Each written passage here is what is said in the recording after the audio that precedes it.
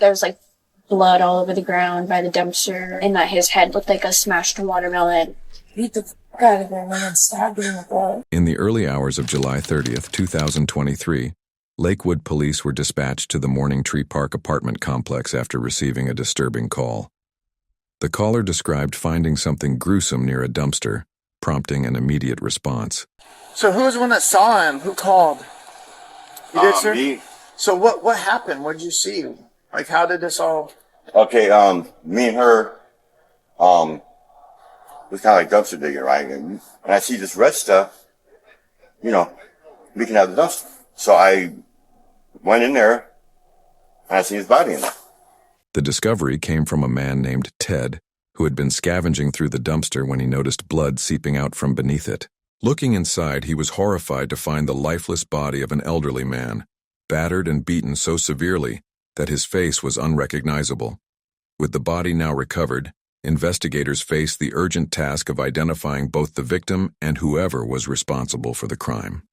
Their first lead came from the apartment complex manager, Ryan, who quickly became a crucial source of information. So... I see his blood. Yeah, so I'm just trying to figure out if you might... Sounds like that he's one of your residents. I can look. Because we don't have an ID, right? No, we don't. Okay, so let's... Oh, that's not the better idea. For now. So we recognize this guy? Obviously, it's not the best picture, but... We think you know who he is? Possibly. If I can see the picture again, it'd be better to identify now. How about you just give me the name, I can bring up DOL. He wouldn't be in there. What's that? He wouldn't be in there. Well, I'm sure he'll have some kind of ID.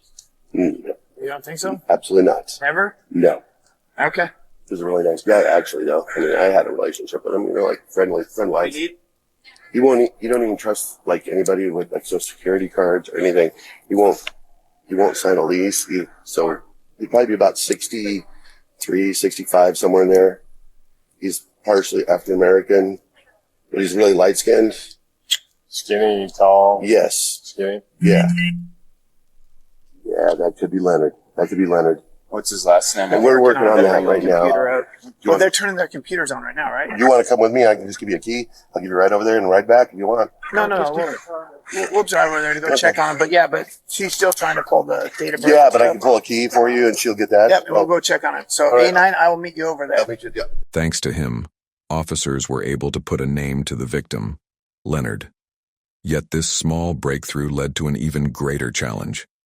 According to Ryan, Leonard lived in constant paranoia, refusing to carry any form of government-issued identification. This unusual behavior threatened to complicate the investigation from the very beginning. Find it. I found a couple. We just have to start running them for... Any DOL or prior bookings or anything? There's bookings. That's 2019. okay. Now he's dealing with crap too. Okay, we're gonna go to A9 and see if this guy's there. Okay.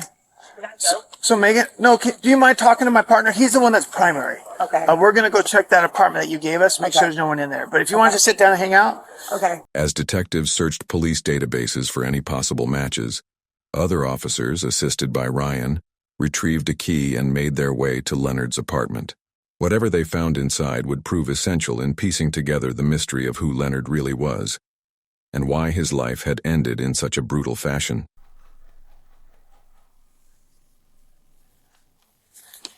Leonard, Lakewood Police, we just need to know that you're okay. If you want to, we'll just announce for Leonard. Yep. I could yell for him. Yeah, well, both can. Go ahead. Hey, Leonard! Leonard! You're in here, let us know. A quick search of Leonard's apartment revealed nothing unusual, and Leonard himself was nowhere to be found. But within minutes, investigators received confirmation from the police database. The victim was indeed 64-year-old Leonard Williams. Neighbors and staff described Leonard as a kind, gentle soul. Though he often kept to himself, he was known for his compassion toward others in the complex. Still, that kindness only deepened the mystery. Who could have wanted him dead, and why? Back at the crime scene, one officer noticed something that would prove vital. Okay, so if you walk that way, and actually, obviously it's dark at that hour, but if you walk that route that you just said, and somebody happened to shine their lights into the dumpster area, you would see him laying there. Was there any trash outside of the dumpster area, the path that you guys would have walked? The area around the dumpster was unusually messy, with blood clearly visible and leaking onto the pavement. It was something anyone passing by would have noticed. And yet, just 12 hours earlier, officers had been dispatched to the same complex for a noise complaint. At approximately 8 p.m., a patrol officer responded to a disturbance call. Dashcam footage shows him walking back to his vehicle along the very path that led directly to the dumpster, where Leonard's body would later be discovered. At that time, there had been no blood, no unusual sounds, and no sign of violence. This meant the murder had taken place sometime after the officer left, significantly narrowing the timeline of events. Even more importantly, the disturbance call itself now pointed detectives toward a possible lead.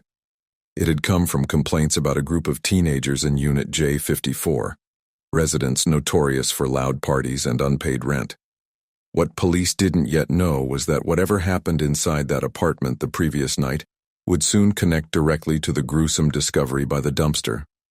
With no other solid leads, investigators obtained a search warrant for Unit J54. Officers approached the residence ready to uncover whether these teenagers had simply been noisy neighbors, or whether their wild party had concealed something far darker. Get the manager. Oh, there we go. Hey, Granny, Lakewood Police. Anybody else inside here with you? Oh. Okay, come on, let's scoot over here for a second, okay? Who's all in here with you? Just me and two people. Where are they at? Oh, really? No. What are their names? Jaden.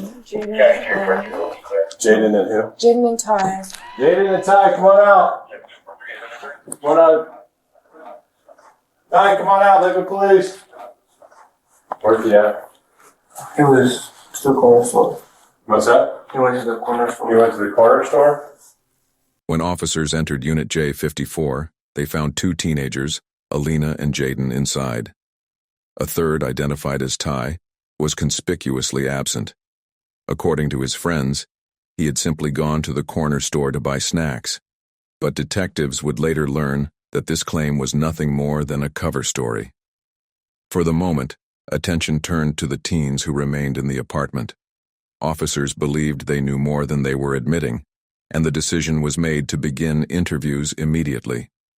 What investigators didn't realize, however, was that one of these teenagers was on the verge of revealing the horrifying truth behind Leonard's murder, a confession that would expose the brutality of the crime in shocking detail. Okay.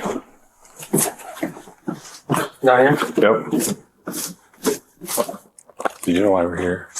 Yeah.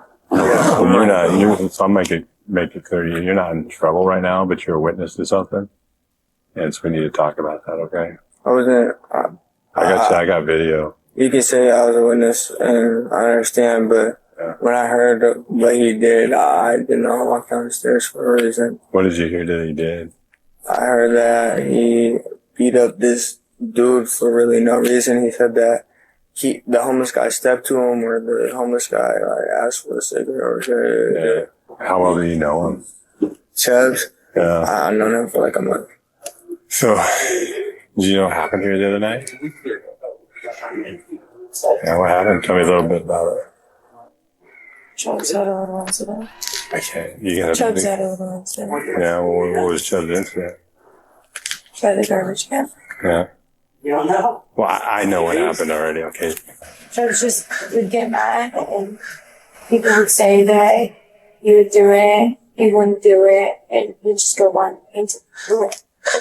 But So Chubbs definitely had an angry problem. yeah, when he's drunk, he would get very violent. Okay. He would be very unhappy. The next thing you know, Chubbs flies open the door, and he looks at me, and he's got this smile on his face. He's like, I'm so sorry, but I did something really bad, and I made a big mistake, and I really didn't mean to do it. And I go, what'd you do? And that's when his smile completely shut off. So I think he realized, like, he really just took some advice. And he's like, I killed somebody outside. Did he tell you how he killed him? How did he? He beat the fuck out of him and then stabbed him in the throat. This guy is laying down on the side of his face, like against this way. Mm-hmm. All you see is him. Chubbs is like down on the ground, recording him, and then just starts kicking it like it's a joke. With 2 critical statements in hand, investigators now had their focus on 2 key suspects, Ty and 17-year-old Brody Chubbs Brown. Of the 2, Brody quickly became the primary target. According to Alina, he had consumed 2 bottles of tequila and was also under the influence of marijuana on the night of the murder. Making matters worse, Brody was known for violent behavior when intoxicated. At some point during the party, he stepped outside and crossed paths with Leonard in the parking lot. Whether Leonard confronted him about the noise or was simply speaking to himself given his paranoia remains unclear.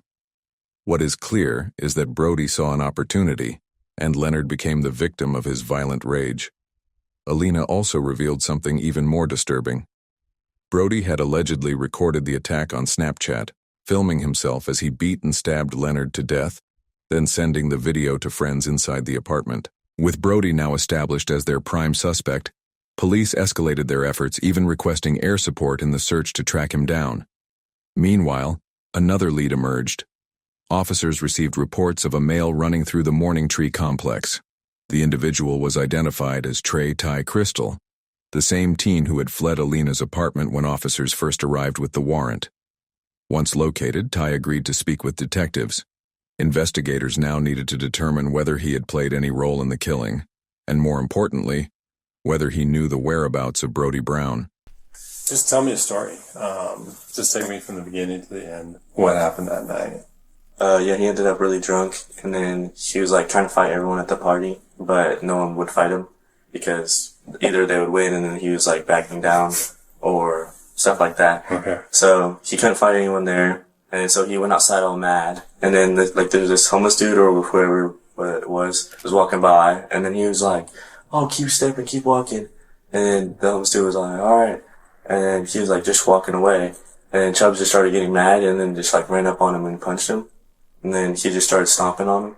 After a minute or two, he went up inside, and then he like grabbed the knife, and everyone was trying to stop him, but like he was kind of scary with the knife because he was really drunk. Ty told investigators he fled the apartment out of fear. His account matched those of other witnesses, but detectives remained cautious. His sudden disappearance and evasive behavior still raised suspicions, though for the moment the top priority remained locating Brody. As the search intensified, officers interviewed friends and acquaintances in hopes of uncovering Brody's whereabouts. Among them were 2 of his closest companions, Miguel Ventura and Dakota Johnson, who could provide critical insight into where he might have gone. I ended up going, basically there was a party posted up that was over at one of our female friends' Brit's house, and eventually Chubbs, I guess he stormed outside. He got really upset. He was drinking 1800 at the time, like tequila. There was someone standing by the garbage cans, and he got really angry at him because I think they were staring at him. He just got closer to him, and I think the dude yelled something at him, and then he just started swinging on him. I get down the stairs, and then that's when he started getting him. He hit him a couple of times, and then stomped him a couple of times, and by that point, like, it was too much. Like, it was just a lot. I grabbed him by his chest and everything. I tried to pull him.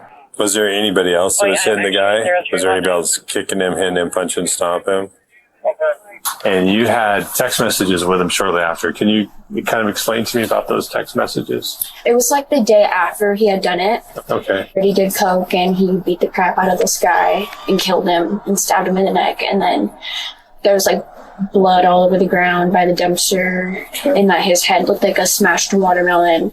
He told me that he tried to put him in the trash can himself, but he couldn't do it. So that's why he stabbed him in the neck. Meanwhile, the manhunt came to a dramatic turn. Brody had been tracked down to his family home in Yelm, a city roughly 40 minutes away. Within moments, a SWAT team surrounded the residence, prepared to move in. If Brody made a single wrong move, officers were ready to take decisive action. All right, hey, you 3? Yep.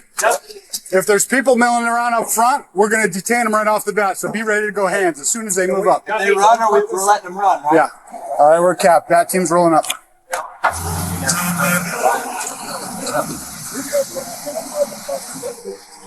Male in the stairwell.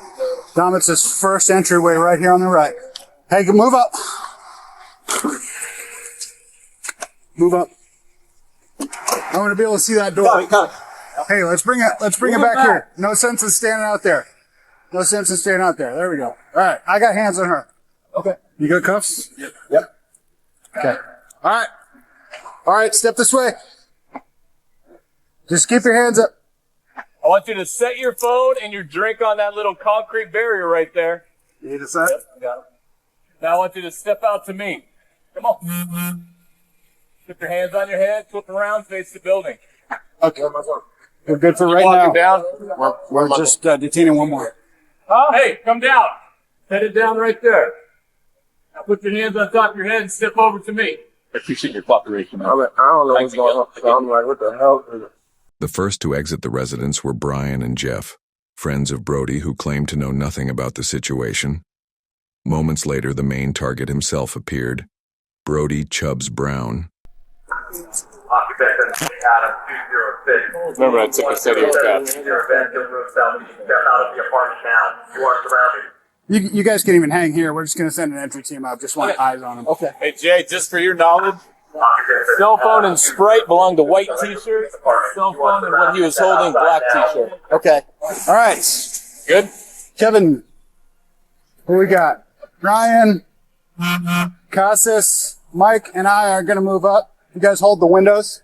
Hey, that's primary on Yep. there. Primary right there. All right, black shirt. Start walking this way. Start walking this way. Keep walking, keep walking, keep walking. Hey, come here. Walk to me. Face the building. Put your hands on your head. All right, primary's in custody. He was arrested and charged with first-degree assault and homicide.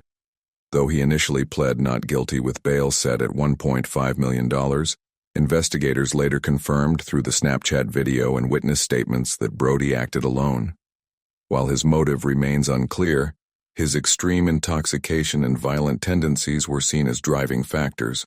Eventually, Brody changed his plea to guilty and received the maximum sentence of 25 years in prison. What do you think drove Brody to commit such a senseless and brutal act? Was it purely his intoxication? Or was there something deeper at play? Should social media evidence like the Snapchat video in this case carry more weight in criminal investigations and sentencing? If you found this case as shocking as we did, make sure to subscribe for more true crime stories and leave your thoughts in the comments below. We'd love to hear what you think.